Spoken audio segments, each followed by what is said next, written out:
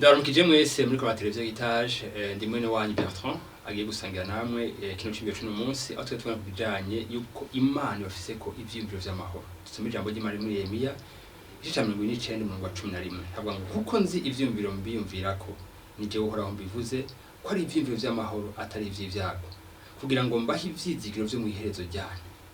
Iri jambo ryaryoshe cyane kuko nzi ivyiyumviro mbiyumvirako nije uhoraho mbivuze ko ari ivyiyumviro vy'amahoro atari ivy'ivyago kugira ngo mbahe ivyizigiro byo muri mu iherezo ryanyu. Iri jambo rirashobora kuza mu buzima bwacu nk'abana b'Imana tukamenya ngo hari ivyiyumviro Imana twiyumvirako. Biraryoshe mu buzima igihe uzi ko hari umuntu akomeye afise ivyiyumviro kwiyumvirako, hari icimbira kwiyumvirako, umuntu abashoboye mu vyerekeye uburyo, umuntu abashoboye mu vyerekeye kubaho, akaba ari mu buzima bw'iwawe. Igihe uzi ko agufite ivyiyumviro kanaka vyiza, urumva ko utuje mu mutima, urumva yuko naho ejo ukeneye ikintu agufasha ko umuntu kuba hafi. Ariko hano si umwana w'umuntu, ni Imana nzima. Hano havye kuko nzi ivyiyumviro mbiyumvirako ni jewe uhoraho mbivuze, ni Imana yavyivugiye, jewe Imana mbivuze ko ari ivyiyumviro vy'amahoro atari ivy'ivyago. Imana ishimwe cyane.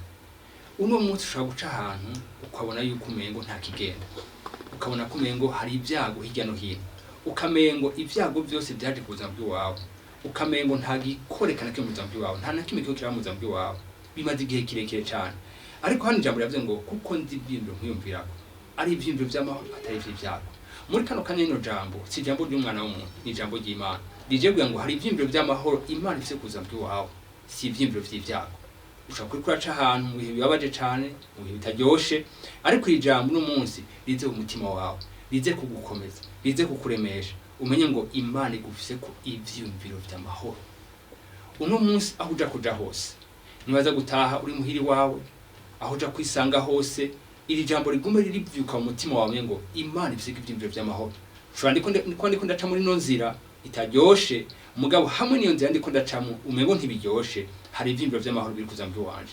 Hari amajambo wabwiwe muri kahise, ushobora kuba yabwiye n'abantu barakwegereye, abantu mwakuranye, abantu bamuri kumwe, abantu bafite ikibanza kiri mu mutima wawe yuko atacuzoshikako, atana hamwe uzoja mu buzima bwawe, atana kimwe uzokwigera mu buzima bwawe.